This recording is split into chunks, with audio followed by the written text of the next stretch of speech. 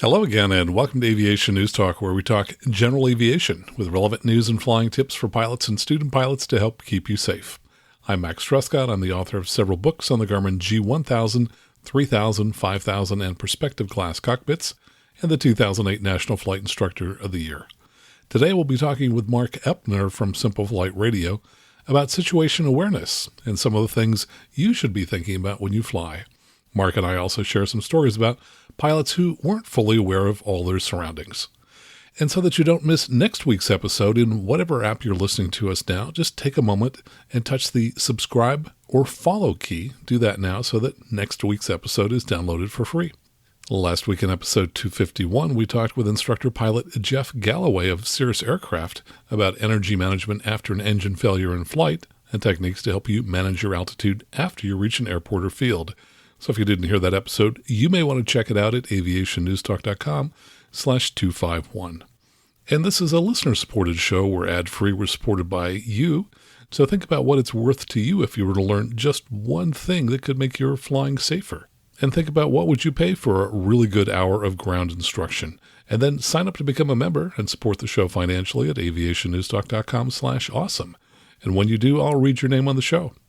This week in the news, an electric Robinson helicopter made its first flight. FAA is concerned about thousands of Continental engines, and a paraglider pilot spotted a car in a canal and rescued its driver. All this and more, and the news starts now. From avweb.com, electric R44 completes first flight between airfields. Tier 1 Engineering announced it successfully completed an airport-to-airport flight with its all-electric helicopter design. The aircraft, a modified Robinson R44, flew between California's Jacqueline Cochran Regional Airport, TRM, and Palm Springs International, PSP. The company is calling the trip the first helicopter flight between airfields solely by electric power. Tier 1 Electric President Glenn Drumgoole said today's historic flight demonstrates the potential of all-electric rotorcraft, and we're thrilled by this accomplishment. Tier 1 Engineering reported the flight was conducted in collaboration with medical research and development company Lung Biotechnology. The aircraft that flew is Tier 1's third-generation ER44, which the company says was designed to deliver manufactured organs for transplant by Lung Biotechnology's parent company, United Therapeutics. According to Tier 1, the model used quick-swap battery technology that allows battery packs to be changed in 15 minutes. From aeronews.net, Ampere receives order for up to 50 eco-caravans. Ampere, an LA-based designer and manufacturer of hybrid electric aeronautical wizardry, has received a firm order for 25 of the company's eco-caravans from Monty, a financier of sustainable regional aviation technologies. The agreement includes an option for an additional 25 eco-vans. The 9-passenger Eco Caravan, which has undergone ground power test and is slated to fly before the end of 2022, is the first hybrid electric aircraft to enter into the FAA's formal certification process. Ampere expects the agency to issue an STC for the Eco Caravan in 2024. In essence, the Eco Caravan is a hybrid electric-powered iteration of Cessna's 208B Grand Caravan. Ampere asserts the model will afford operators up to 70% reductions in both fuel consumption and energy emissions over the legacy turboprop Caravan, while preserving payload capability and extending range. Ampere CEO Kevin Nortker adds, "The Eco Caravan is our starting point for a revolution in air travel. It brings cost per available seat mile down to the range of driving, benefiting operators and their passengers. It dramatically shrinks the aircraft's carbon footprint, the propulsion technology is scalable, and we intend to quickly move toward larger regional aircraft and even the single-aisle jet market over time." The electric facet of the Eco Caravan's hybrid propulsion architecture is to be powered by EP Systems' EPIC battery pack, the cell technology of which provides an energy density of over 200 watt-hours per kilogram at the battery pack level. Under typical usage, the EPIC system is capable of undergoing 2,000 fast charge cycles between replacements. The complementary internal combustion aspect of the Eco Caravan's power plant comprises Red Aircraft's AO3 series engine, a 4-stroke 500 horsepower V12 diesel aircraft engine produced by Red Aircraft GmbH of Germany. As Ampere's hybrid electric drive charges in flight, the Eco Caravan requires no ground charging infrastructure and can operate ostensibly across the self-same remote backcountry environs to which the legacy Grand Caravan is eminently suited. From Kansas.com, Textron Aviation expanding its Wichita headquarters. Textron Aviation is expanding in Wichita by adding another 180,000 square feet to its headquarters. The expansion to the parts distribution operation on West Southwest Boulevard is intended to enhance support for customers who own and operate Cessna, Beechcraft, and Hawker planes manufactured by the company. A Textron spokesperson said the company plans to maintain current staffing levels at the Wichita Distribution Center, which employs 350 people. Construction is expected to begin later this month and be completed by the end of 2023. Process improvements made possible by the expansion will consolidate shipments and reduce vehicle travel by an estimated 40,000 miles annually, while expediting support to Textron's Wichita Service Center. From AOPA.org, FAA concerned about thousands of Continental engines. An airworthiness directive issued in 2020 affecting thousands of high-power Continental piston engines may not have solved the problem, and the FAA published an airworthiness concern sheet October 25th, seeking additional information. The FAA cited multiple reports of cracked cylinders involving aircraft that complied with the 2020 AD as the basis of concern that the AD is, quote, not sufficiently resolving the issue, leading to fractured cross-flow cylinder assemblies. Affected models include, and the list is fairly long, but they include many different versions of IO520, IO550 engines. As of 2020, that amounted to more than 4,000 aircraft, including Cirrus SR20s and Beechcraft Bonanzas. The 2020 AD was issued based on 6 reports of in-flight engine failure caused by fractured cross-flow cylinder assemblies that resulted in loss of oil pressure and engine power, leading to forced landings. The FAA seeks detailed information from affected owners, including serial numbers, dates of AD-related maintenance, and whether fractures have persisted. Responses are requested within 30 days. From AlderGroveStar.com, Canada's TSB issues report on last year's crash of a Cessna near Hope. The Transportation Safety Board of Canada has released a report on the crash of a Cessna R182 destined from Nanaimo to Montana that occurred last November, in which 2 people died. The aircraft was discovered upside down on a forested slope with damage suggesting the plane collided with trees in a steep nose-down attitude, noted the report. A forecast for the crash area at the time said a cold front would be aloft, moving northeast. Quote, the aircraft was not equipped for flight in IMC or in known icing conditions, and there was no supplemental oxygen system on board, the report stated. Investigators were unable to ascertain any weather information the pilot gathered prior to departure, and there was no record that they had received a weather briefing from NAV Canada. The Cessna departed Nanaimo Airport the afternoon of November 15th at 3:30 p.m. They began a series of climbs, descents, and heading changes that lasted several minutes, the report said. The aircraft had been traveling at least 10,000 feet above sea level for 47 minutes when it, quote, entered a descending spiral pattern from which it did not recover. The last recorded radar target was at 3:41 p.m. when the plane was at an altitude of about 87 feet, heading toward Needle Peak.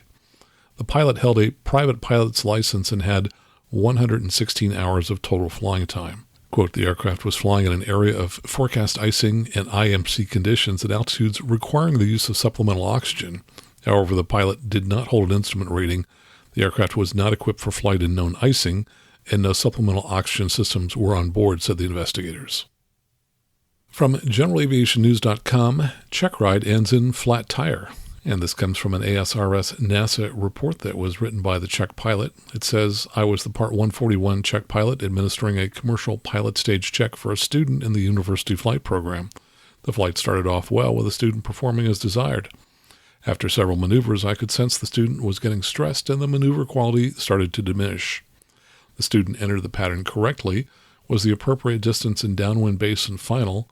Upon rolling out on final, I noticed the speed was showing 80 knots. It should have been closer to 70 knots, with the intent and energy of slowing to 61 knots by slow final.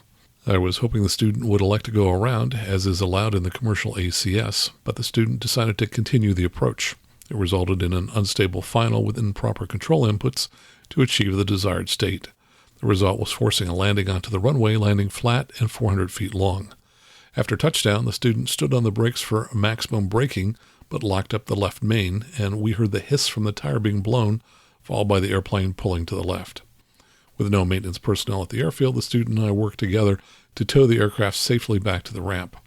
Once the tire and brake assembly were replaced and maintenance was satisfied, we performed a brake check with a mechanic nearby. All was successful, so we departed to the home airport without further incident. To prevent this from occurring in the future, I could end the flight early if it isn't going well, and also try to make the student feel less stressed in an already stressful environment. Some factors that I'm sure played a part were the following. 1. End of the semester, pressure to complete the course after delays for maintenance and weather that was canceled on earlier flights. 2. No local housing. Student had a 2-hour drive to the airport, and it was one of the warmest days of the year with more updrafts than previously flown in while performing the commercial maneuvers. And finally, as pilots gain experience, they start to make better decisions. We as instructors need to foster that decision-making process early in their flying career. From AINonline.com, Bird Strike Research seeks mitigation strategies. The danger was thoroughly illustrated on January 4, 2009, when a Sikorsky S-76C++ operated by PHI helicopters collided with a red-tail Hawk at 850 feet AGL 7 minutes after takeoff from Amelia, Louisiana, and crashed into a swamp, killing 8 of the 9 aboard. The bird penetrated the windshield. Wildlife strikes with aircraft are increasing in the U.S. and elsewhere, the FAA said. The number reported per year to the FAA increased steadily from about 1,800 in 1990 to 16,000 in 2018. The issue of bird strikes and how to mitigate them was the topic of a panel at October's Vertical Aviation Safety Team Conference, with presentations by subject experts including Travis DeVault, Associate Director for Research at the Savannah River Ecology Laboratory at the University of Georgia, and Bradley Blackwell, a research biologist at the United States Department of Agriculture, the USDA. DeVault said the research showed that birds initiated the avoidance response at a near constant distance of 92 feet, regardless of aircraft speed. It also takes the birds a near constant 0.8 seconds to clear the path of the vehicle once it starts the avoidance maneuver. That means that birds typically cannot clear the path of an approaching aircraft traveling faster than 65 knots. Blackwell said various research on bird reactions to aircraft pulse lighting and various light shades on the infrared spectrum hold promise. An anecdotal study following the installation of pulse lighting on Qantas Boeing 737s showed a 24% drop in strikes and an annual repair savings of $1 million compared to airline aircraft not so equipped. A study using pen geese and drones showed that pulsing white LEDs initiated a response from the birds that was 4 seconds faster. The birds tended to initially avoid both blue and red lights, but avoided blue the most. However, over time they became attracted to the red. That's not a good thing for aircraft, he said. Blackwell said that continuing research that would conclude over the next year is focusing on, quote, building the first aircraft light that is intended to enhance detection and the avoidance response by birds. From simpleflying.com, U.S. judge sides with sacked American Airlines pilot. DeWitt Ingram, an American Airlines pilot of 21 years, lost his job in 2020 for declining to take a flawed drug test. As a result, the FAA revoked his pilot's license. A few weeks ago, an NTSB judge ruled that Ingram's license was revoked illegally. Pilots are subject to random drug and alcohol testing from time to time. All American airlines that follow FAA regulations randomly test their employees for drugs and alcohol. Pilot drug testing is outsourced to drug testing companies that will randomly notify pilots that they will be drug tested. This can happen at any point at the airport. For Ingram, this happened after landing in Miami in August 2020.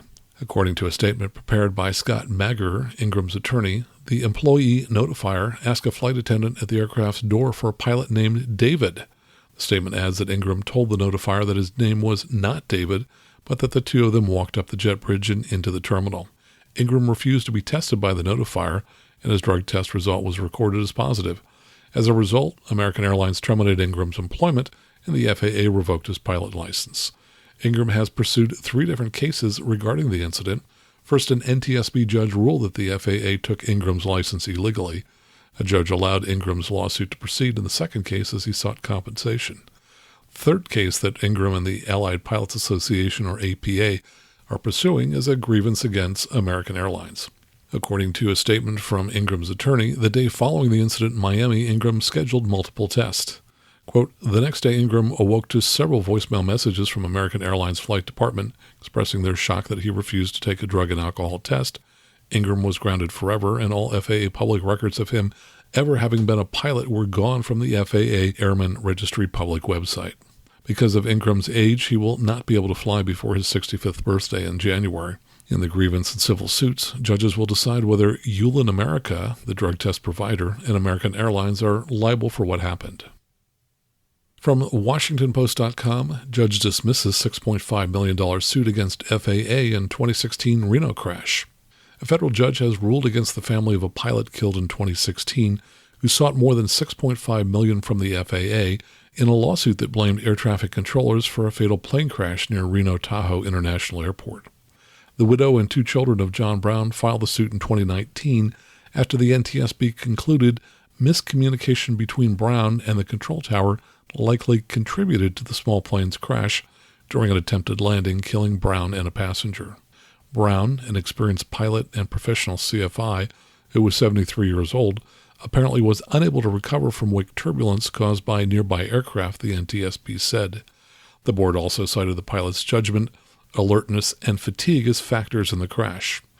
U.S. District Judge Miranda Dew agreed with the government's lawyers who argued that final responsibility for the safety of the aircraft during the landing approach rested with the pilot. Brown's negligence was the sole cause of the crash, she said, in Wednesday's ruling dismissing the case. The lawsuit had argued that the air traffic controllers were negligent because they failed to make clear that there were 2 Boeing 757s, a UPS cargo plane and a FedEx cargo plane, cleared to land ahead of Brown's single-engine Beechcraft A-36 Bonanza. Brown thought there was only one, the lawsuit said. His plane hit the second cargo plane's wake turbulence and crashed about 1/2 mile from the airport runway. Judge Dew disagreed. Quote, Brown's failure to avoid the wake turbulence generated by FedEx Flight 1359 was the sole proximate cause of the accident, Dew wrote in the 20-page ruling. Had Brown exercised the standard of care expected of a pilot, particularly one of his experience and qualifications, and adhered to standard wake turbulence avoidance procedures, the accident would not have happened, she said. And finally, from dailymail.co.uk, paraglider pilot makes emergency landing to rescue Florida woman in a canal. A paraglider taking a morning flight through Florida made an emergency landing after spotting a struggling and terrified woman clinging to her submerged car in a canal. The rescue happened early Sunday morning around 8 a.m. in southwest Miami-Dade when Cristiano Piquet, 45, caught a glimpse of something in the water. Piquet said he was up in the air for his typical pre-church flight alongside his friend. I'm flying with my friend Sunday before church like we always do, he said in a video posted to Instagram. Piquet said he saw splashing in a canal and turned himself and his camera to get a better look. The Miami man said he thought it might be alligators or crocodiles, typical inhabitants of Florida's various waterways.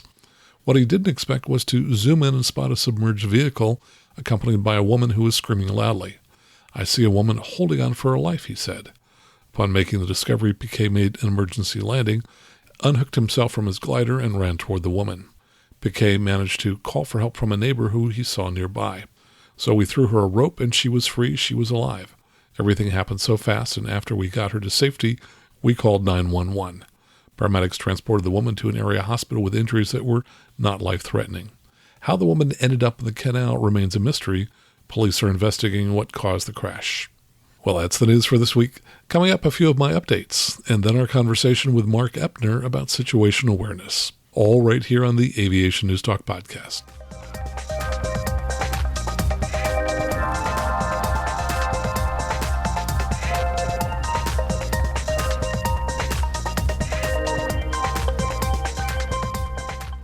And now let's get to the good news. First, congratulations to Rick Surratt, who passed his instrument. He says, Hi, Max. Just wanted to say thanks for doing this podcast.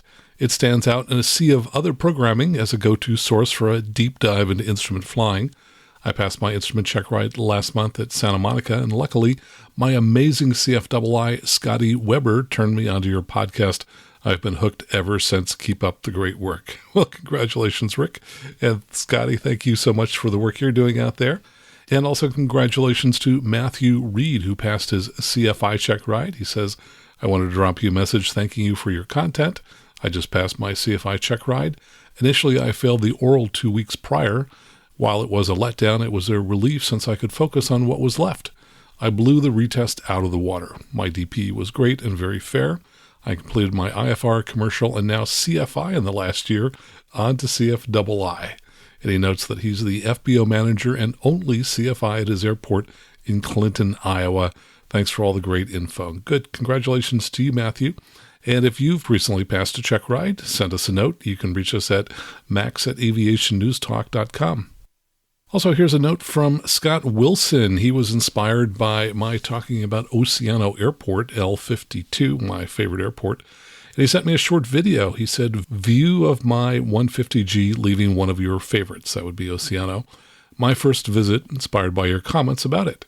And the video is great. I'm going to see if I get permission from him to share it with Patreon supporters soon.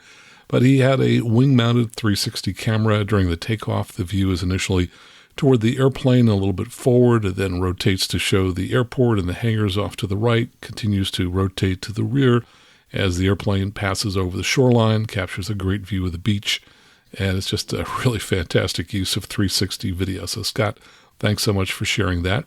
And I had somebody else who was inspired by the videos that I've posted thus far on Patreon about a recent trip to Oceano. This comes from Brian Elliott. He says, thanks, Max. I'm really looking forward to this. As a former Central Valley resident who vacationed often at Pismo and watched planes at Oceano, I can't wait. Even from Texas, it's a bucket list for me. And I'll be posting today the fourth in that series of videos from my trip to Oceano. Today's is going to show us departing from San Luis Obispo after we refueled, flying over Morro Bay and over the huge Morro Rock that's in the bay, and then up along the shoreline over the Hearst Castle.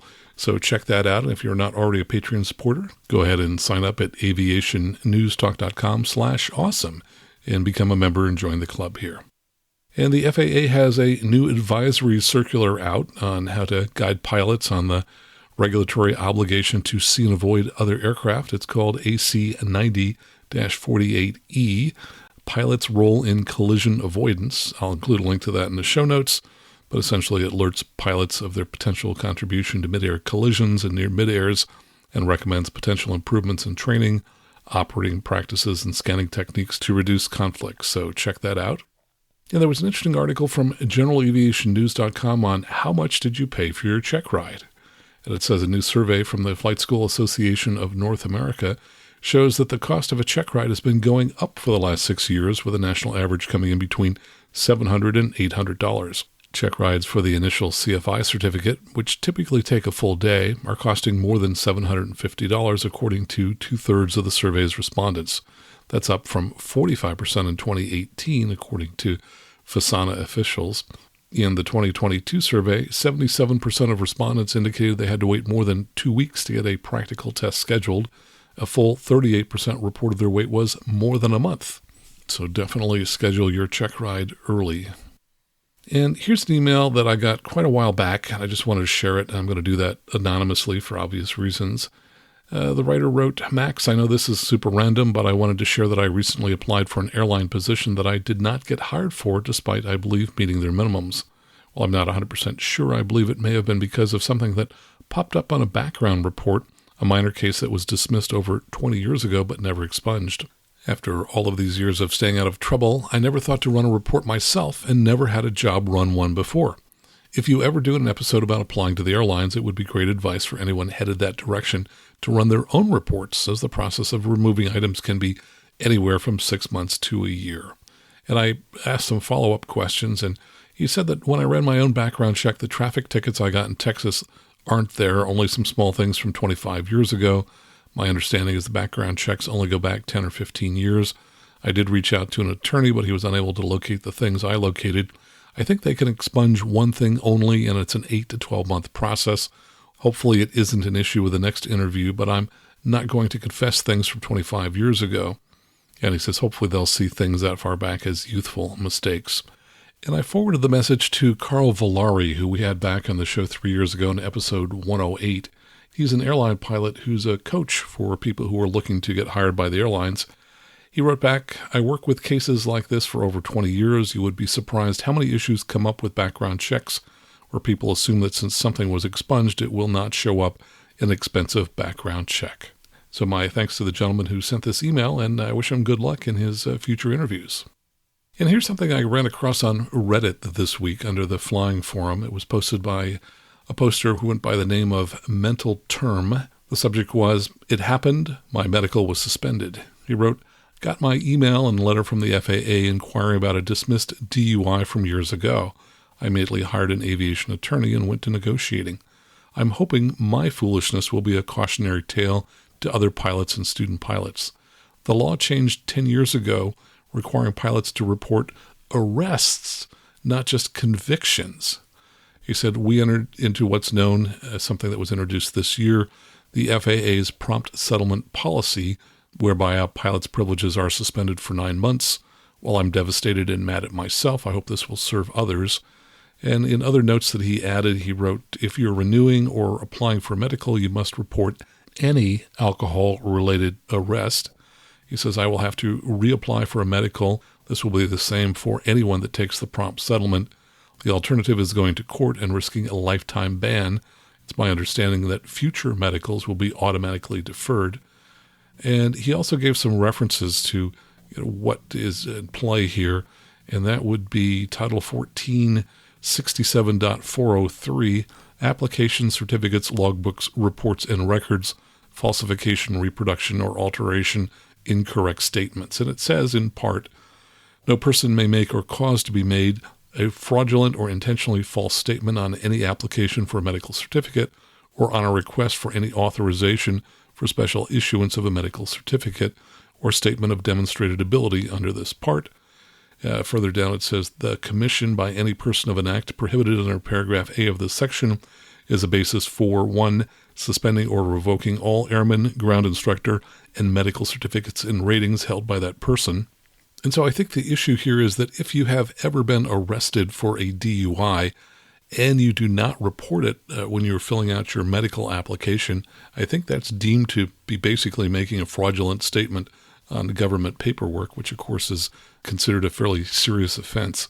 The policy that he referred to, the prompt settlement, he provided a reference to that, which is in the federalregister.gov, and this was published in January 25th of 2022. It says, "The FAA is amending its policy for the prompt settlement of legal enforcement actions against individuals who the FAA has found violated regulations prohibiting any fraudulent or intentionally false statements on an application for a medical certificate or other document used to show compliance with any requirement for a medical certificate, reproduction of a medical certificate for fraudulent purposes, or alteration of a medical certificate. Revocation of all airman, ground instructor, and medical certificates is the appropriate sanction for such violations, and FAA regulations prohibit application for a new airman or ground instructor certificate for 1 year following the effective date of the order of revocation, unless the order provides otherwise." And I think there is some path where you can have that revocation be limited to 9 months versus the full year. But what you can see is this is fairly serious. If you've ever been arrested for a DUI, read the medical application or renewal of your medical extremely carefully, and do not omit anything that you are required to report, or you may find yourself stripped of all of your certificates.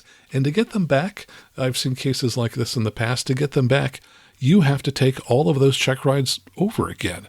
And that's a pretty huge burden. And so you want to be extremely careful that you include all information that's required when you fill in your medical application. And this week I came across an article about something I've only seen written about once before. And this comes from BusinessInsider.com, and it says, "Why 10,000 pounds of rubber are stripped from runways."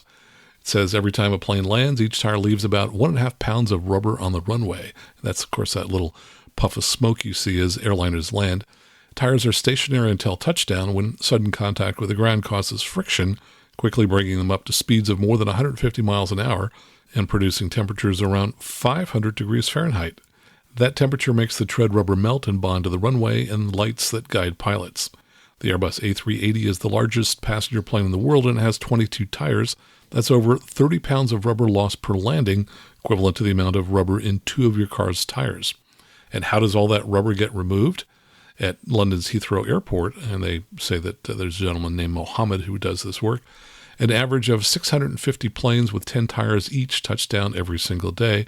That's 10,000 pounds of rubber daily. A buildup in rubber can make the surface of the runway smooth, decreasing the friction needed to land. This can impact braking and control and increase the risk of hydroplaning in wet conditions.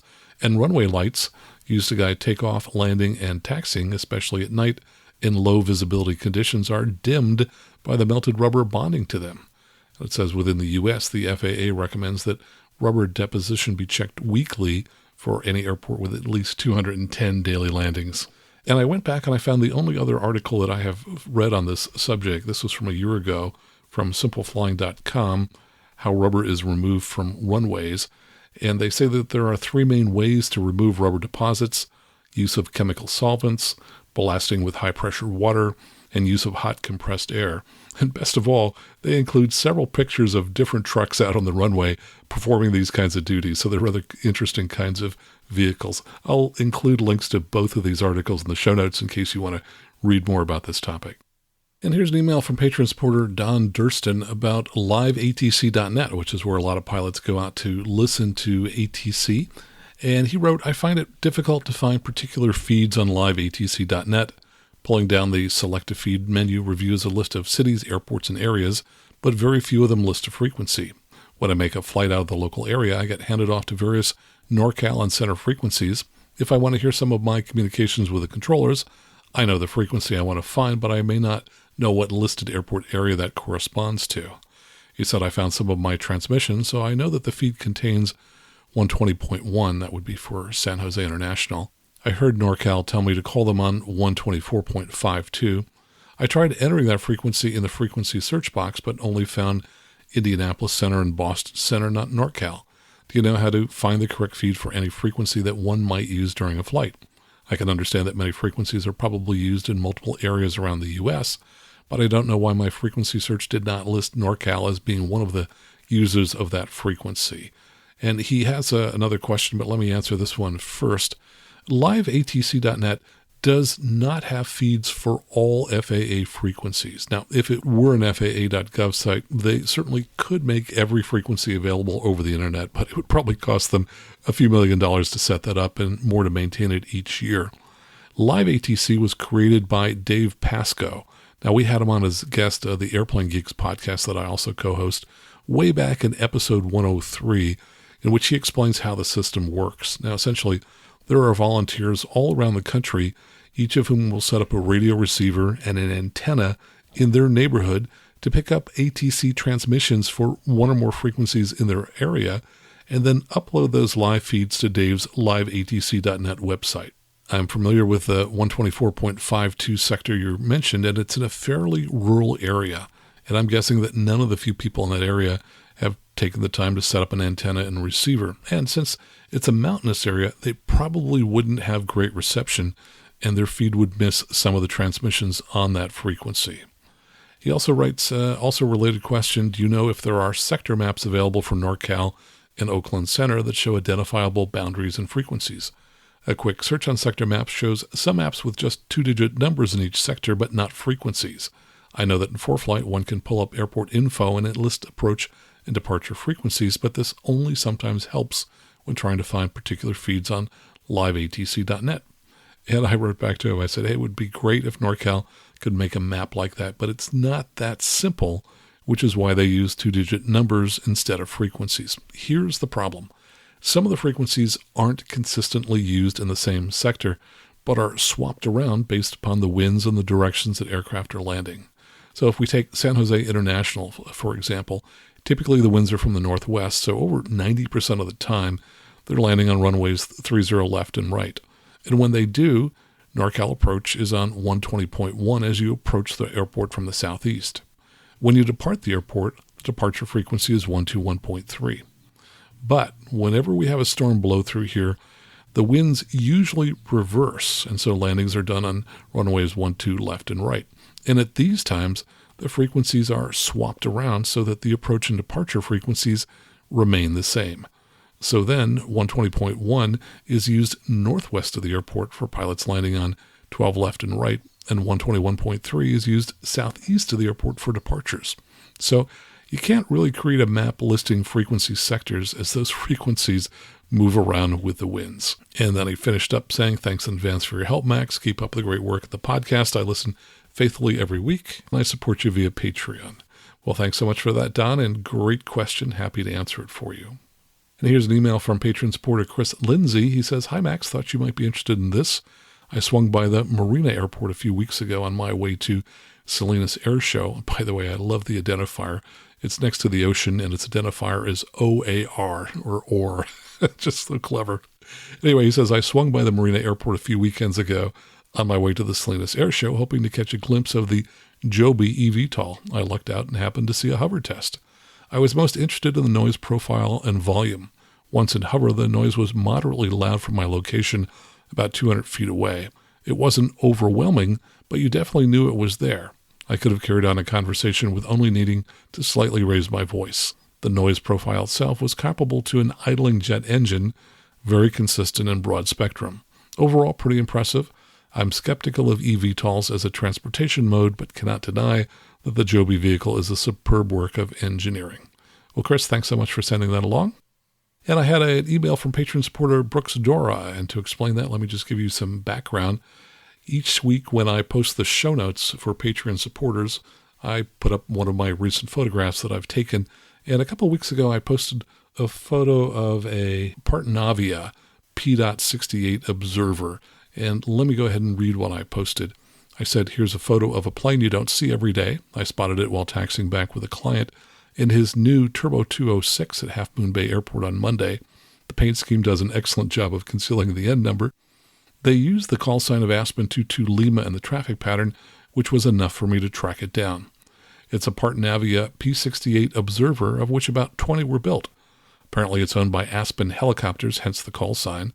Their website says, quote, our Partenavias can perform a variety of missions, including low-level marine mammal surveys, LiDAR, photography, thermal, hyperspectral, and various electronic relay missions. They cruise around 130 knots, and the OBS and C models operate well up to 10,000 feet. Our P-68 TC turbocharged model flies efficiently up to 20,000 feet. And I wrote that its flight track on FlightAware showed the plane flying east-west tracks from the shoreline to about 15 miles offshore at an altitude of about 600 feet. And I was kind of curious as to what they were surveying.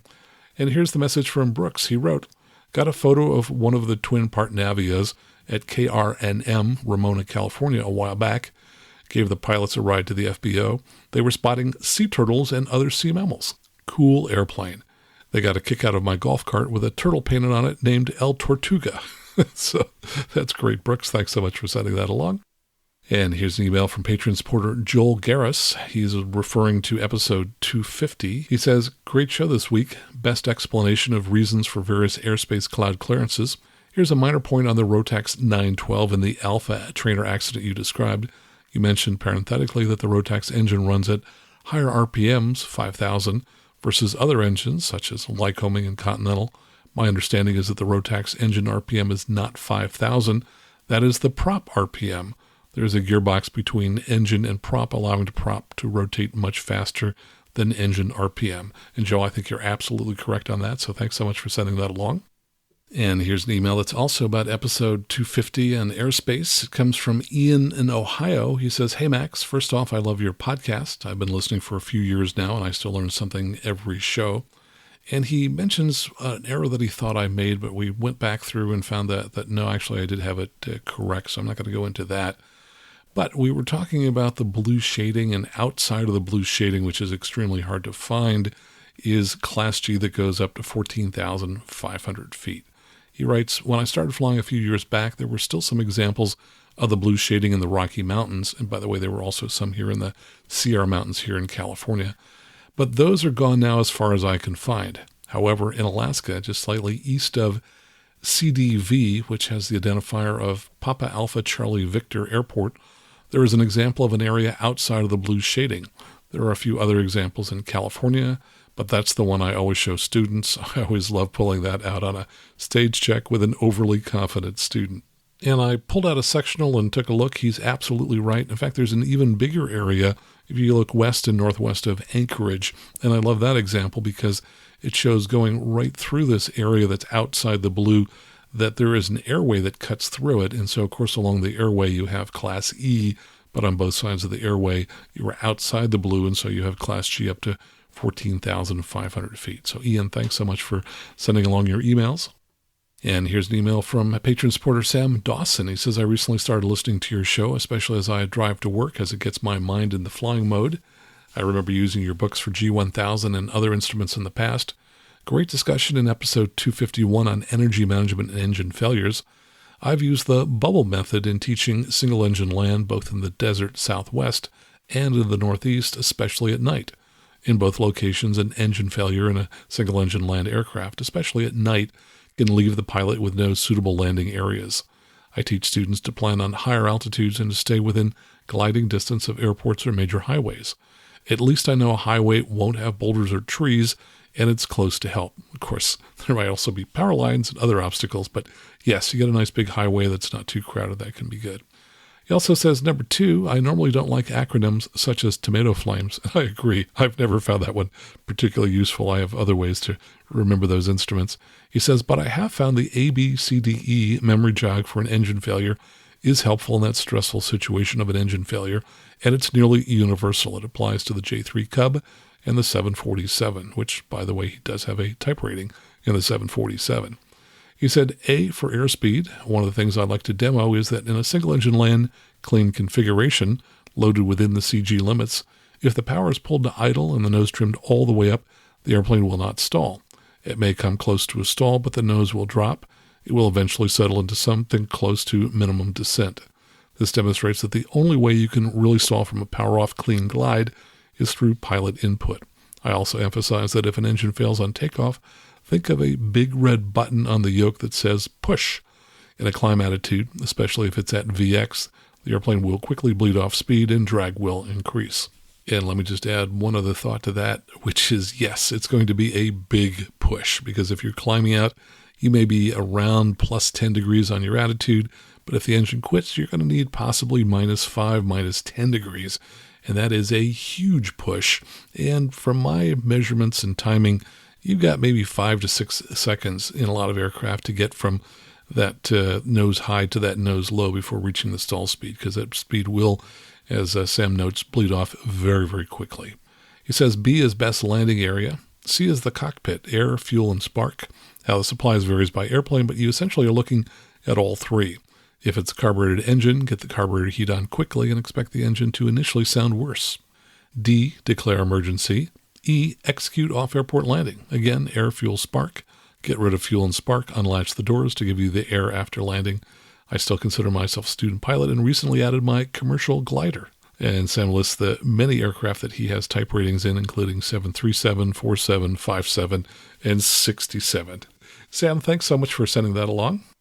And here's a note from Martin Goodman. He says, great IFR episode. FYI, if you enter the tech routes in ForeFlight, for example, SAN P9, so that would be the San Diego P9 tech route, and then send it to flights, and then send it to the G1000, it will add the entire tech route to the flight plan and show each waypoint and VOR. Super convenient. Thanks so much for sending that along, Martin. And here's an email from a new supporter who joined us recently at the $50 a month level. He wished to remain anonymous, but he said episode 251 and the discussion of engine out landing in the Cirrus Vision Jet was pure gold and perfectly timed. I did my first day of Vision Jet ground school yesterday. It was a dream come true, spending a day learning about such an amazing aircraft and then getting to play with the G3000. I can't wait to get into the actual aircraft. And I think you're going to have a heck of a lot of fun in the actual aircraft. So thanks so much for signing up to support the show. And if you've ever thought about supporting the show, boy, this would be an especially great time to do that. I've mentioned in the past that at the beginning of each month, we have a few credit cards that get declined, and most of those people never fix the credit card and sign back up to support the show. Usually that's 5 or 6 people per month, which is why we're always looking for new supporters to help backfill. This month, I don't know what happened, but we had 20 different credit cards that got declined, probably because most of them have expired. That's a significant percentage of our total supporters. So If you've thought about supporting the show, now would be an awesome time to do it. And now see if you know any of these other people who've just recently signed up to support the show. First, Armin Escajon has just edited his pledge up to $50 a month, so he's also a mega supporter. Other new Patreon supporters at the $8 a month level would be Mark Martin, Sam Dawson, and John Cadia, so they'll be getting all of my show notes each week. At the $20 a month is Rick Jamie, so he'll be getting access to all of the videos. And then Brian Miller has signed up at the $35 a month, where he gets access to all of that, plus my online courses at pilotlearning.com. And we also had a one-time donation via PayPal, thanks to Chris Dunkerson, for a $100 donation. If you'd like to sign up and join the club and become a member and help support the show, just go out to aviationnewstalk.com/awesome to sign up to support the show on a monthly basis, and you can also read about the goodies that you'll get, or go out to aviationnewstalk.com/PayPal, where you can make a one-time donation or a monthly donation. Coming up next, our conversation with Marc Epner, all right here on the Aviation News Talk podcast.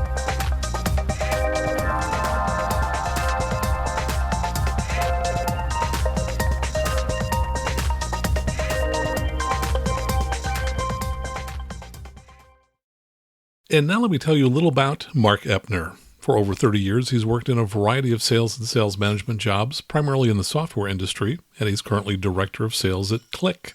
He got his private license in 1976, but then took a 25-year hiatus. He now has about 2,500 hours. He's the host of the Simple Flight Radio podcast, and in 2019, we had him here on episode 97, talking about the Leading Edge Flying Club at the Chicago Executive Airport. And now here's our conversation with Marc Epner. Well, Marc, welcome to the show. Great to have you here. I think this is fun. You and I talk all the time anyway, so let's make a show of it.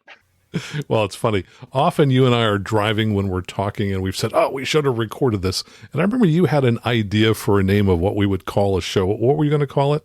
Well, it was something, actually, now that I think about it, pilots and cars maybe, and that's perfect because the acronym is PIC, right? Pilots and cars. So let's go with that. I was going to say pilots and Pontiacs, but either one will Well, work. or a PIP. I like PIC better. Yeah, good. No, kind of a takeoff on the various things like carpool karaoke and things like that. All right, let's get started.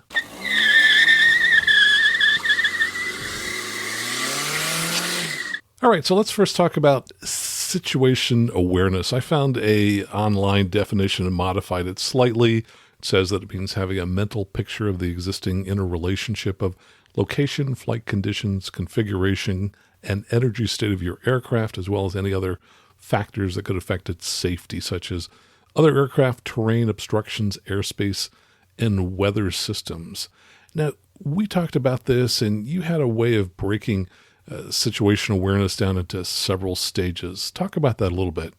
Well, and it has been kind of one of those things consuming me lately because I've noticed when I fly with others, sometimes they seem, I hate to use the word oblivious, but it's the first word that comes to mind, about the other things going on around them, maybe not in the immediate vicinity. And so as I started thinking about this, I kept on saying, boy, this is a skill that must be learned, but it can't be taught, right? A pilot goes through, as you said, stages where as they get comfortable with parts of aviation, it allows them to expand into new thinking. So think of it as a private pilot candidate, right?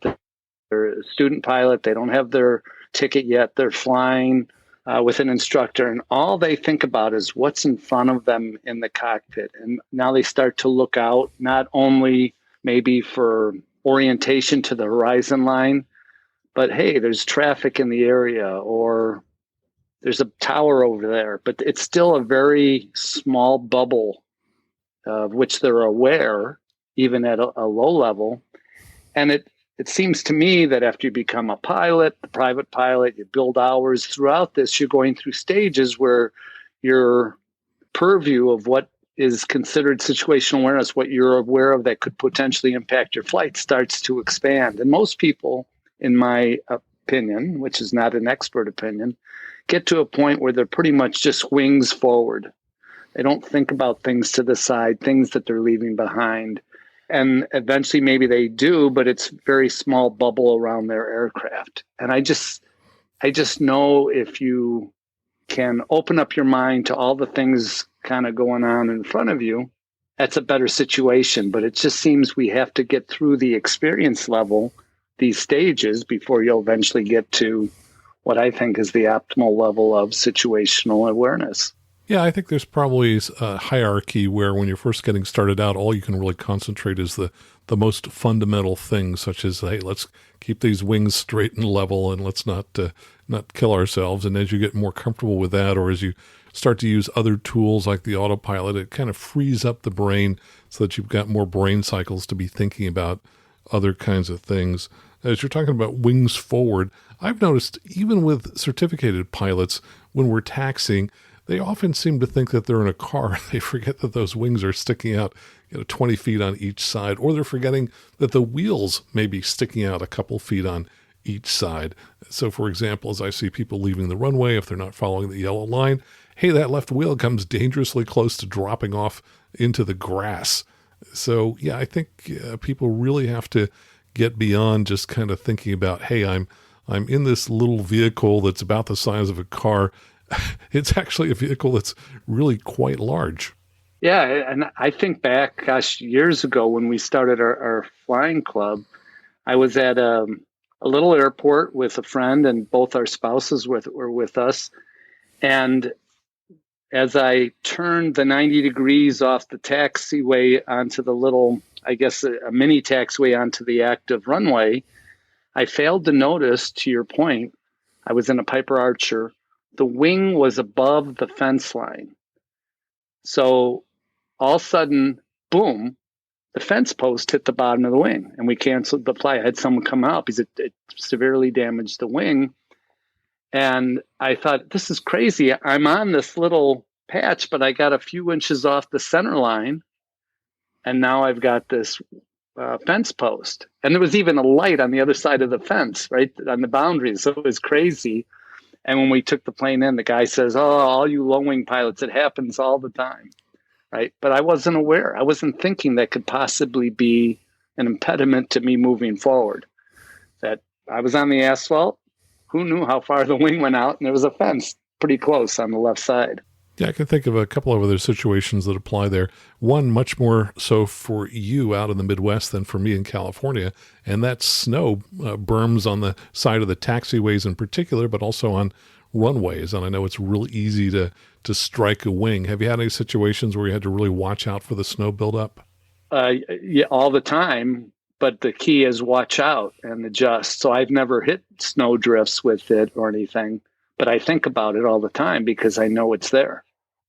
And oh, by the way, while you're at it, if the taxiways have ice on them and spots, you can all of a sudden lose control, right? Now you're sliding toward that berm, or when you go to do a run-up, think ahead of time. Will I be able to do run-up, or is there going to be an ice patch? Because you can lock your brakes all you want, but if the propeller turns, you'll just slide along on the ice. So where are you going to do your run-up? So the winter flying on the ground has lots of implications that you have to think about before you leave. And again, that's more situational awareness. Yeah, I find that people are often not aware, especially as they go to unfamiliar airports, about things sticking up from the ground. I remember one time flying into Chico, California, and as we were approaching the runway, taxiing to the runway, there was some equipment that was sticking up on the left-hand side that looked like it was high enough that it could scratch the underside of the wing. And pilot was oblivious to it, and I had to kind of point it out to him and go, hey, go a little bit more to the right.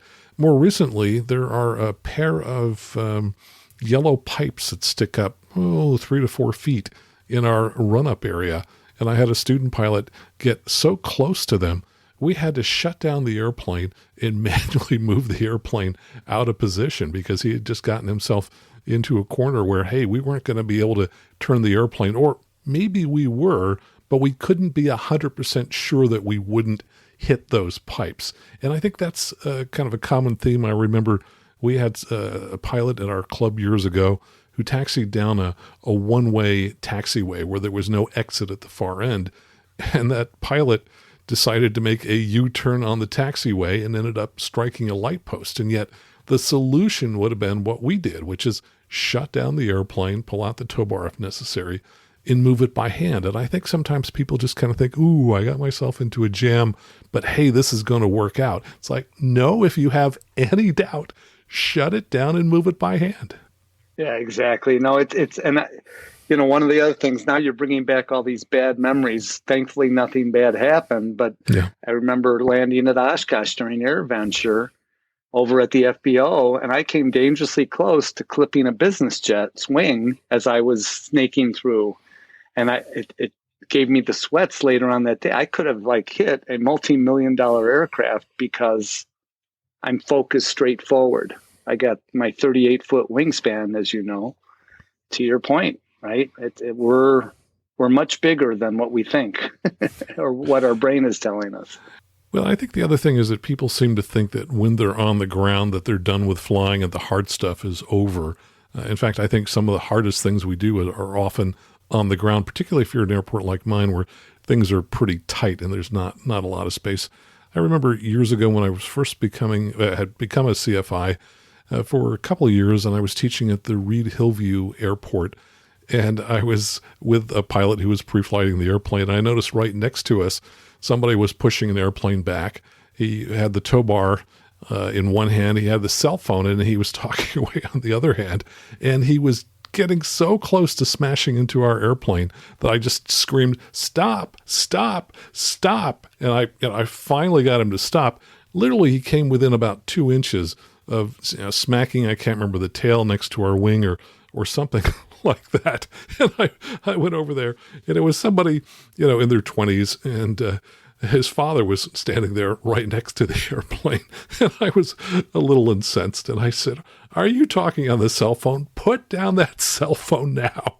And to his credit, his dad just sat there and never said anything, and the guy put his cell phone away. But, he would have taken 2 airplanes out, and that would have been, two airplanes that would have been down for days and inconvenienced a lot of people, all because he just thought, we're just pushing the airplane back. What could possibly go wrong? Exactly. And that's to the point now. Someone's on the phone.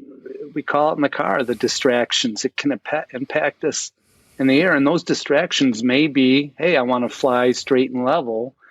And you fill up your brain with what you're doing. And you and I talked after I had that catastrophic engine failure last April.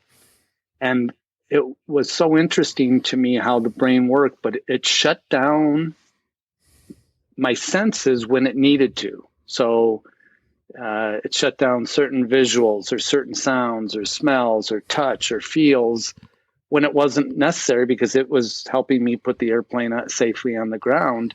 And it kind of told me again that the brain has tremendous capacity, but sometimes when it gets focused on a task, it forgets about the other things, thinking it's helping you. But for situational awareness, it actually works against you.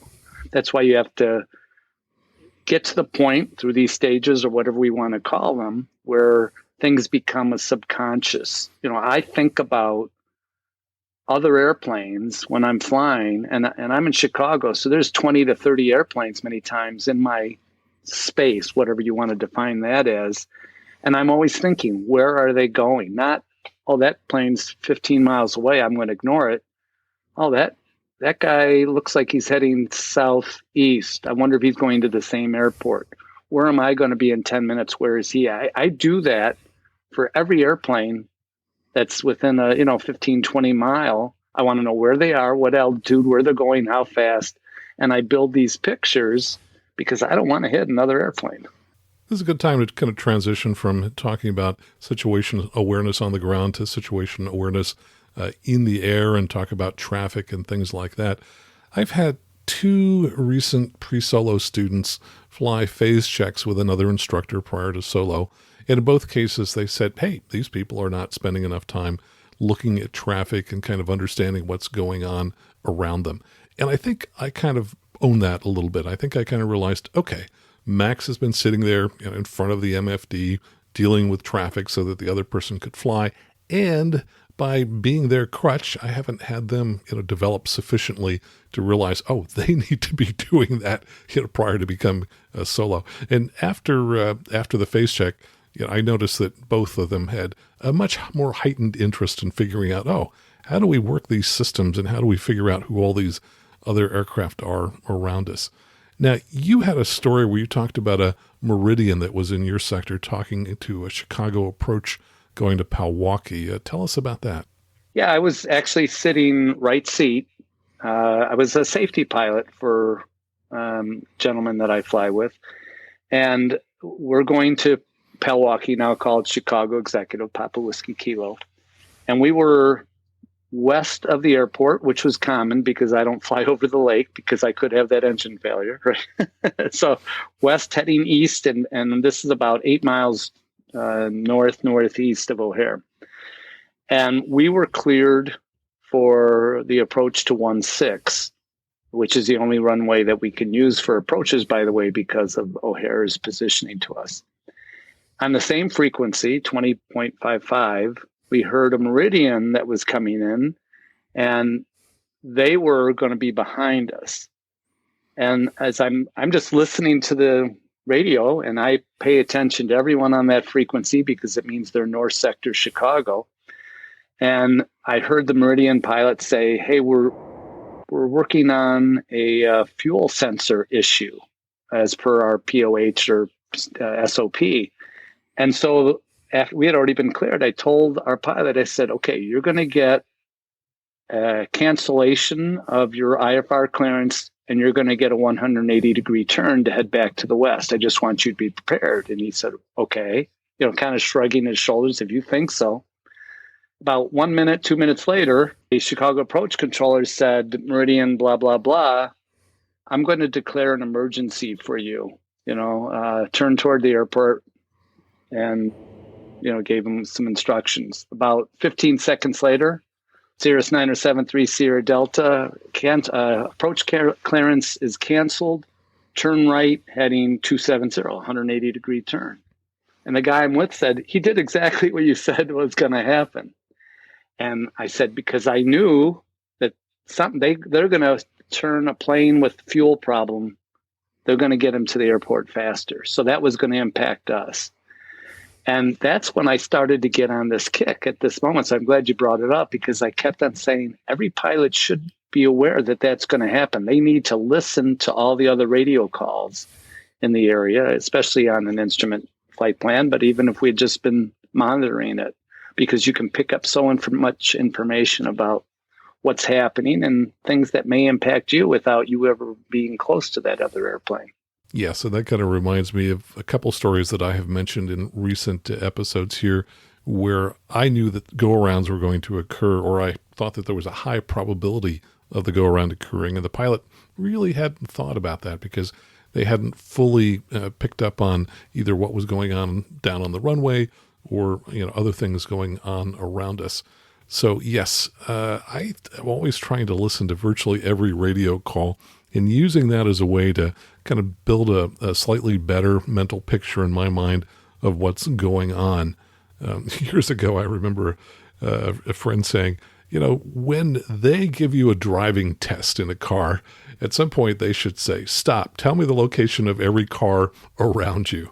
And to some extent, that's what we really need to be doing as pilots. We need to be filtering and sorting out everyone who has the potential to impact, what we're going to be doing. Now, if there's somebody who's thousands of feet above us, yes, you can kind of filter that one out and ignore them. But certainly everybody who's plus or minus 1,000 feet, or sometimes even more if you've got descents coming on into major metro areas, you ought to be thinking about, hey, where is that person going to be going? So, for example, I'm often departing to the northeast from my airport, and when I do that, I'm crossing right under arrivals to Oakland, and there is just a steady stream of Southwest jets flying across there. So I know that, yes, even though the Class Bravo jumps up to 8,000 feet at that point, theoretically I could be flying along at 7,500 feet. I know that a NorCal approach is going to really give me heck if I'm anything above 5,500, and that's even if I'm quite a ways from the airport, and early on I better be down at 3,500. So I think it really helps for people to start to develop an understanding of what are the standard flows in your particular area, and how can you be helpful by choosing altitudes to keep yourself clear of those flows. Otherwise, if you're getting flight following, you're going to get vectored anyway. I often will see traffic, maybe 6 miles out from me that looks like a potential conflict. I'll start moving to avoid that, either by turning or changing altitude, long before the controller actually tells me, hey, there's traffic out there. And it just makes it easy. In many cases, the controller doesn't even need to mention the traffic to me because I've already avoided it. So I think people really want to have kind of a big picture of everybody's around them who might impinge upon what you're doing. Yeah, exactly. And we had the same thing in Chicago. I don't remember, maybe 4 or 5 years ago. Midway had an approach, which is the Southwest 737s coming in over Lake Michigan. And we had, underneath the Bravo, we could go up to 3,600 feet, or even on the lakeshore up to 3,000. And they came up with an approach to 2-2 left, I think it was, at Midway. They were at 2,500. So I could be 500 feet above, because it's not their Charlie, and we're below the Bravo. So they've made adjustments. They hit the lakeshore now at 3,000 feet. So even though it allows me to be at 3,000 feet also, I never cross it. I never go up the lakeshore at anything above 1,900 when they're flowing from east to west, to your point. Or O'Hare is different because it's further away from the shore. So they're a little bit higher as they cross the lakeshore. But you got to be aware of what's going on around you. And I think that's where I say we all need to improve our empathy gene, so that not only do you think about where is that airplane going, I try to put myself inside the pilot's head.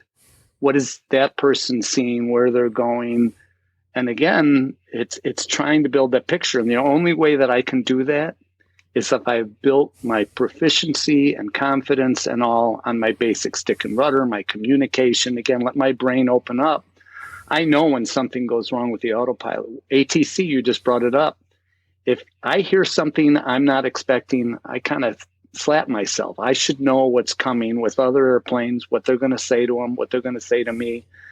And that allows me to stay ahead of the airplane. How many times have we heard that's the goal over the last many years? Right. So I'm not saying it's easy, but you can get there. You just have to really master the craft, if you will. And you mentioned the autopilot. I love the autopilot as it frees us up to be actually spending more time thinking about what's going on around us. But what I notice is that sometimes when people are given a traffic alert, climb immediately, they reach down and they start dialing the knobs to get the autopilot to climb. And I'm sitting there, turn off the autopilot. And sometimes I do it for them, and boom, full power, and we're climbing. And I don't think they fully understand that when you've got a traffic alert, you often don't have time to mess around the autopilot.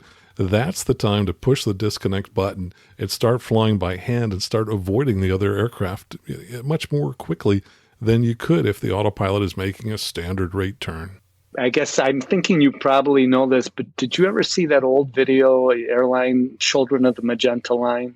Yes, of course. And I'll put a link to that in the show notes. Yeah, because if I'm not mistaken, that was one kind of when something goes wrong, you reduce the level of automation. And to your point, I don't think people do that. They just try to fix the automation, right? In today's world, which isn't the wrong thing to do. Hey, you had another story where you were talking about a controller at your airport who told you to come in straight into runway 16 when you were west of the airport, and yet there was a slower airplane that was coming in the east. Talk about that. Well, same sort of thing. In addition to stages and phases, I have alert levels in my mind, or threat levels, whatever you want to call it. And so if I hear something that doesn't make sense or that I'm not expecting, I will go up to the next level of, okay, something's not, I call it my spidey sense. Something didn't sound right. Something's up. I need to think about this. And so to your point, I'm coming in, I'm about 10, maybe 12 miles west of lining up for 16, and I hear a voice, my control tower, right? I know these guys. It was an unfamiliar voice. So I thought, okay, we're a training airport. This person just told me to come straight in, and I'm obviously lined up for a 15-mile right base to 16. Didn't sound right. So I'm listening, and then he clears a 172, and again, I'm in my Cirrus, knowing that, yeah, he's a little bit closer, but I'm a lot faster. So I was thinking, this is not going to work out. I am going to be ready to do something. So I'm planning what I will do. And sure enough, he's on the left base 1-6. I'm on right base. I see him. And they turn him, they clear him to land, and they say, Mark, or not Mark, 973 Sierra Delta, number 2. And I'm right on the guy. This is not going to work out. So I immediately turned left, if you will, to the north and told the controller, hey, I can't make the turn and stay behind him and keep separation. I'm extending a downwind, and then I'll come in after. And the controller just responded with thank you. Right? Not, no, I need you to do this. So he just said thank you, because it just wasn't a safe situation, but there was no panic. I kind of anticipated this was going to happen. And I had a picture of the airspace. And I'm not saying I'm perfect, but in this case, kind of what I was fearful of came to fruition, but I was prepared because I thought it through. I had 10 miles to think about what am I going to do? And it was just a natural thing. Turn away from the airport rather than turn in at the same time when this 172 was essentially nose to nose with me. Yeah, I think it's easy to fall into the trap that controllers are always right. And frankly, they are right the vast majority of the time. But I think it's incumbent upon us to help them out if we can see something that they're not really fully appreciating, and then suggest something or point out what it is that we know. A couple of years ago, I was going into the Lexington, Kentucky airport at night. It was getting dark. We were in a Vision Jet, and the Vision Jet has a relatively slow approach speed, and there was a fast twin that was told to follow us. I could see that he was a couple of miles away, and we had the relative traffic displayed, which is really phenomenal. Puts a vector on front of the other traffic, and it shows not where it's pointed, but where it's going to go relative to your aircraft. And in this particular case, the vector from that aircraft was right on top of us. And I knew that meant we were on a collision course. And I said to the controller, hey, looks like that airplane is headed right for us. Oh, no, you're fine. Just continue. And I said, no, I can tell from our traffic system, we are on a collision course. He needs to turn left to follow us. And the controller was, oh, okay. He tells the guy, turn 20 degrees left. And he ended up fairly close behind us. And we landed, and he had to go around. So I think that even, if you know something and you may tell a controller something once, if they're not still picking up on it, just amp it up a level and kind of let them know, hey, I really do know what I'm talking about, and here is the situation. Yeah, I have a question for you then on that, because this is years ago after I got back in flying, sometime after 2004, where I was approaching, and it was nighttime. I was approaching again from the west to Pewaukee. Actually, it was called Pewaukee in those days. And there was a citation coming in and a piston. And I could see the strobes, and they were coming very close to each other, one descending on top of the other. And I didn't know, do I say something? Because they're not, I'm talking to them, but I'm not part of those two aircraft. So I kept my mouth shut, and eventually, when it got closer than I thought I should have, I heard the controller say, it's not going to work. And as usual here, tell the piston plane to do a 360, and it was fine. And I talked to a controller friend of mine. They said I did the right thing. You got to let the controller do his job. But I was convinced we were going to have two aircraft collide, and it was...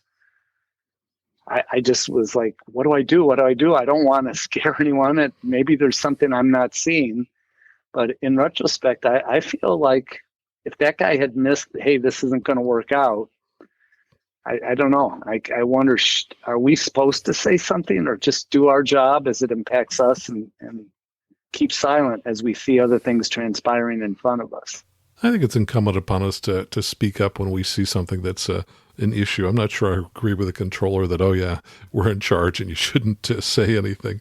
I was thinking of, for example, how I was at a non-towered airport recently, and I had to step in and help manage what was going on because we had a couple of different aircraft, and they weren't all communicating well as to what the situation was. I was taxiing back. There were two aircraft in front of me ready to take off, and there were two aircraft on final, both of flying instrument approaches into this non-towered airport. And the first aircraft in front of me pulled across the hold short line, went all the way up right to the runway, and then he noticed the aircraft coming in, and he said, "I'm holding short." And I thought, that's ridiculous. The aircraft behind you is holding short. You're in the safety zone. You're right there on top of the runway. And so I pointed this out to him, and eventually the guy didn't do anything. And I said, "Look, why don't you just go ahead and pull across the runway into the taxiway on the other side of the airport?" Now, the first airplane had already gone around because he became aware, hey, this guy is out of position. The aircraft didn't move, and the second aircraft was coming. And so that's when I said, hey, this is what you might want to consider doing. So I think there are times when we may be the adult in the room, and we may have to kind of tell other people, hey, this is what's going on, and here's what you might want to think about doing. And how many recent mid-airs have we heard? At least two come to mind in the last month. Maybe an airplane on a straight in, another one coming in, maybe even one was on a parallel runway, but he lined up for the wrong one. And it's just, especially when there isn't a tower, we've just got to communicate better. It bothers me. These things are avoidable. Obviously they all are, and it's easy for me to say that from my easy chair here, but it's just the lack of communication or awareness of what's going on is concerning, to say the least. So I think another concept we talked about one time when we were in our cars talking about situation awareness was, you said you're a big believer of starting at the finish line. What do you mean by that? Well, it actually comes from my business life, not so much in airplanes, but I've even told the kids that when you have a problem to solve, or if you're trying to answer a question in your head, always start at the finish line. And the old ready, fire, aim thing that we used to hear, comes to mind. But essentially, where are you going? How are you going to set a plan to get where you're going unless you know where that is, right? And so that's why I made it start at the finish line. What's the perfect result? What's the perfect world? All right. Once I know that, I'm all about where am I now? So what are the gaps between where I am now and where I want to be? And so I've just found in life that starting at the finish line makes problem solving and issue resolution just so much easier. And it's kind of taking a step back and doing that analysis. And, what I had made a video on one, even I wasn't getting utility out of my instrument rating. I kept on, hey, there's weather in there. I can't go. I can't do this. And I'd drive under flyable skies, the most frustrating thing to a pilot. And so what I decided is, how are these other guys always going? And it started with me of understanding, okay, instead of I'm not going unless I can prove to myself that it's safe, I changed my thinking, I'm going to start with a yes unless I find something that makes me say no. So it's a little bit of a shift, but my end goal in that was I wanted to get more utility out of my airplane and my instrument rating. And quite honestly, in this video, it came from a couple places, but even teaching kids how to play baseball, which I did in younger years. Ready for the fastball because you can adjust to the curve and you're going to swing and decide you're not, rather than vice versa. And that kind of mentality helps me. So when I think about situational awareness and this concept, again, it gets back to, how do I put myself in other people's airplanes? Because only at that point, when I understand what any airplane, weather system, I mean, you defined it at the beginning of our conversation. Obstacles, terrain, all of these things will eventually come into our airspace as we move through it. It's a very dynamic environment. Things change all the time, as you and all of your listeners, and I guess I'm going to put this up on Simple Flight, so my listeners too, how do we get to that point where we can change the game such that now we're on top of things? And the things I learned in that instrument process that I went through, it came down to study and research, training, then practice, right? So understand it, whether it's your systems in the airplane or understanding what's going to happen next, whatever it is. I study, I research it, Then I get trained on it through a CFI or other things, depending on what I'm learning. And then once I learned it, now I practice it. And once I get to a level of proficiency and confidence, then I can put it into that subconscious part of my brain. And now I'm open to learn something new, because the other one's kind of muscle memory. And then, I do fly a lot from a general aviation private pilot perspective. I fly 175, 180 hours a year, 200 hours a year. But it's all in the spirit of purposeful practice and getting to there. So I think to start at the finish line is all about setting a goal where you want to get to and understanding what are the things I have to do to get there, and put a plan together and execute the plan. I don't want to over engineer this. It's pretty simple when you get right down to it.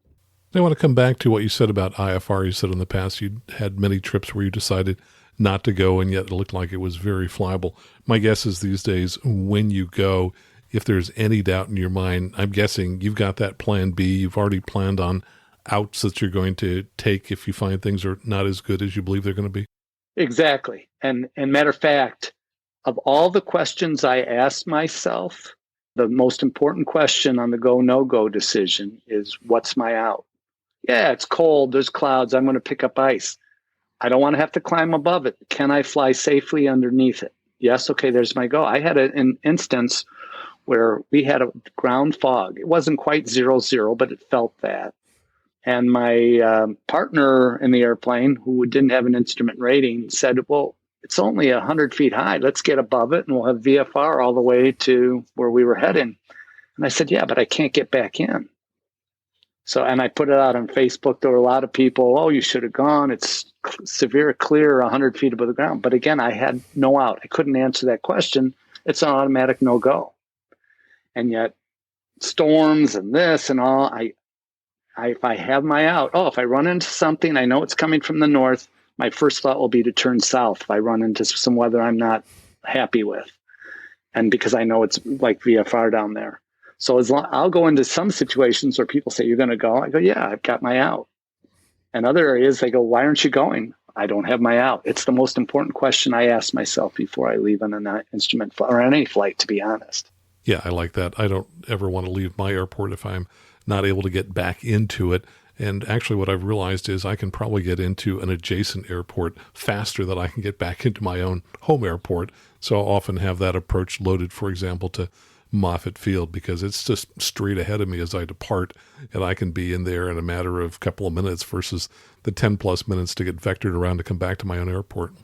Agreed. And we have, again, I'm a Papa Whiskey Kilo, Waukegan uniform, Gulf November, just north of us, has a long 523, and our best runway is 16. I came in, again, I was right seat, but we were loaded up with ice with a Generation 2 Cirrus, and we got underneath, but there was no way we wanted to make any turns. It was blowing. It was significant, and we would have had to do actually a 180, a circle to land, even though we would have been visual. No, let's just continue straight. We're going to land at Waukegan. We can go straight in. We don't have to make any turns. And my wife came and picked us up. We picked up the airplane a different day, right? It's just making decisions. I don't have to get to that airport because this one is a little bit safer for me to get to. Yeah, no question. When the chips are down, which I define as either bad weather, night, or fatigue, you take the simple, easiest approach to getting to land. Don't do the complicated stuff. Do something where you've got a high probability of success. Yeah, again, it just meant another flight. And what could be better than to be able to put another flight in the logbook, even though it was a 5-minute flight the next day. But again, tongue not in cheek. I mean, it's we all know what are the right decisions in those cases, but it's being aware of your options and putting yourself in a position to execute on those options. Indeed. Well, Marc, this has been fun. Thanks so much for talking here with pilots in Pontiacs or pilots in cars, whatever it turns out to be. And certainly, people can find more of my show at aviationnewstalk.com. Where do people find out more about Simple Flight Radio? It's simpleflight.net. And I've started a YouTube channel, and so I'm spending a lot of time more on that than on the Simple Flight. But I'm actually, with your permission, going to put this on there if you'll let me. If not, I do plan to get back to producing some more Simple Flight podcast things. So we'd love to have the people come over. Sounds great. Thanks so much, Mark. See you soon. Always a pleasure, Max. I really appreciate it. Blue skies. And my thanks to Mark for joining us here today. You can find his Simple Flight Radio podcast at simpleflight.net. And my thanks to everyone who listens to the show and contributes in whatever way that you do. And if you want to help out the show, one of the best ways you can do that is just tell a friend. Show them how to find the Aviation News Talk podcast, because that's the number one way that we grow the show. So until next time, fly safely, have fun, and keep the blue side up.